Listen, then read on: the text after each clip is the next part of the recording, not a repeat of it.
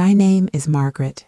I am 72 years old, and there is something I have learned in this life. Winter doesn't always come from the weather. Sometimes it comes from the way people treat you. This is the story of the night the world around me truly felt cold, and the morning I finally discovered the warmth I had been missing all along. I wasn't always alone. Once upon a time, my house was full of laughter, full of noise, full of footsteps running down the hall. My husband used to say that love sounded like clattering dishes and children arguing about nothing. I didn't appreciate that sound back then. I thought it would last forever. It didn't. One by one, people left. My husband passed away first. I thought the house would collapse without his laughter holding it up. Then my children grew up, as children do. They promised they'd stay close. They promised they'd visit. They promised I would never be lonely. Promises are warm words until you stand alone in a cold kitchen at midnight and realize words don't heat the air.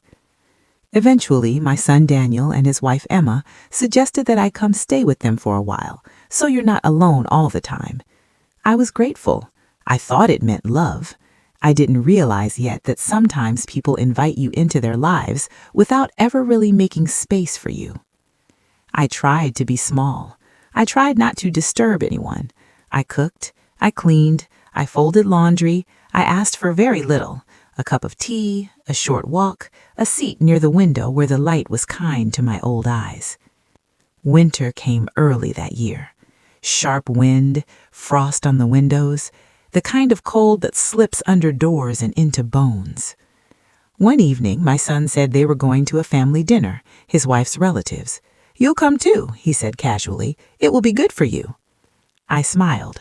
I took my warm coat, the same one my husband once said made me look like I was wrapped in a cloud.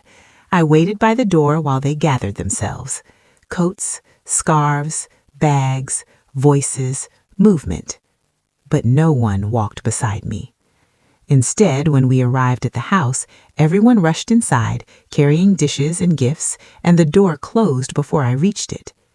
Just for a moment, I assumed it was a mistake. I waited. 5 minutes. 10. The wind cut through my coat. My hands began to shake. My breath came out like smoke signals, but no one answered. I knocked gently. No one came. I knocked again, harder this time. Still nothing. Cars passed by. Lights flickered in nearby houses. Somewhere a child laughed, but the door, the only door that mattered in that moment, stayed closed. Snow began to fall. At first soft, then heavier. My shoes grew wet, my fingers stiffened, and in that moment I realized something painful.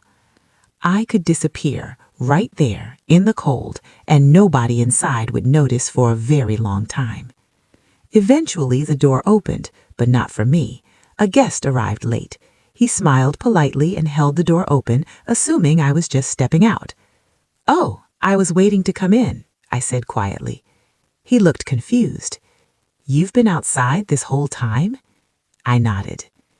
Inside, the warmth wrapped around me, but it didn't reach my heart. I saw my family laughing, talking, plates filled, glasses raised, and not a single person noticed my absence. Not my son, not his wife, not anyone.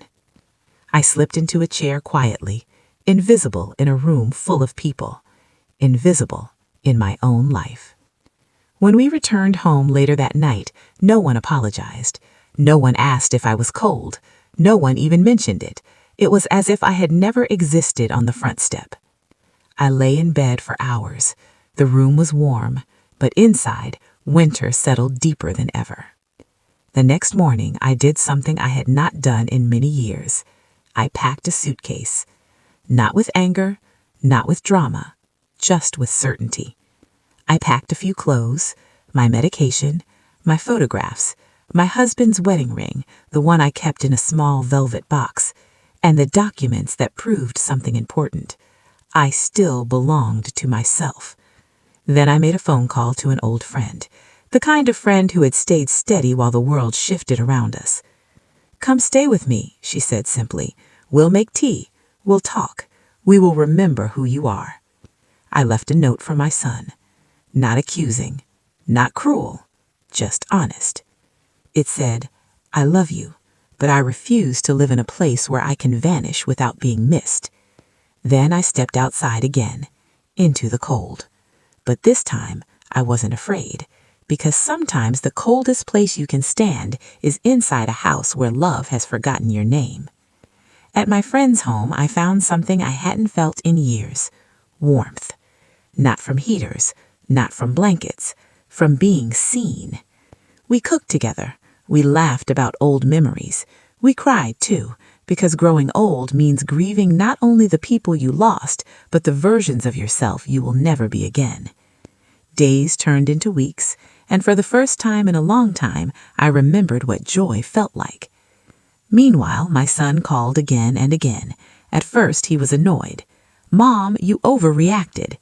But overreacting is when you cry over spilled milk. Standing alone in the snow for 30 minutes is not spilled milk.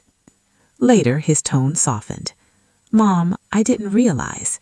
Because sometimes it takes losing your comfort to realize who gave it to you in the first place. We talked. We listened. We healed, slowly, like snow melting in spring. And I learned something important. Being alone isn't the worst thing in the world. Being unseen is. Today, I live in a small apartment filled with plants and quiet peace. My days are simple. My tea is warm. My phone rings with real conversations, not obligations. And when winter comes now, I welcome it, because I know that inside me there is still a fire, made of every year I survived, every storm I endured, every moment I chose myself. And if you are listening right now, if you have ever felt invisible, if you have ever stood in the cold while people you love forgot you were there, if you are shrinking your life just to fit inside someone else's comfort, please remember this. Warmth is not a place. Warmth is how you are treated. And you deserve a life where your presence matters. Not sometimes, not if convenient, always. And that is my story.